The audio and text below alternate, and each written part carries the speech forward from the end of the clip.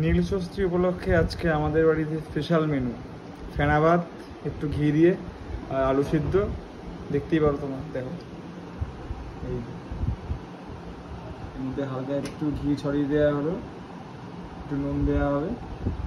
এই দুজনে আজকে এটাই আজকে একদম নর্মাল ভেজ, কারণ নীলষষ্ঠী তাই। মানে সত্যি ফেনা ভাতের টেস্ট যা, মানে নর্মাল যে ভাত আছে ফেনা ভাতের টেস্ট কতগুলো নেই, মানে কিছু মানে তুলনা করা যাবে না অন্য কিছুর সাথে। এত সুন্দর লাগছে, পুরো অমৃত। তার সঙ্গে একটু লঙ্কাটা একটু মিশিয়ে নিতে বললো। লঙ্কাটা মিশিয়ে নেবো নাকি? লঙ্কা একটু ডলে নিতে হবে, না হলে দেখি লঙ্কা ঝাল, দেখি কি করা যায়। দুর্দান্ত খেতে, মানে কিছু বলা যাবে না কিছু। এর মধ্যে আলু মাখতে পারিনি, আলুটা গরম এত মাখা যাচ্ছে না, মাখতে হবে, নাহলে টেস্ট পাওয়া যাবে না। সত্যি মারাত্মক, এইটুকু অন্তত ঠিক আছে।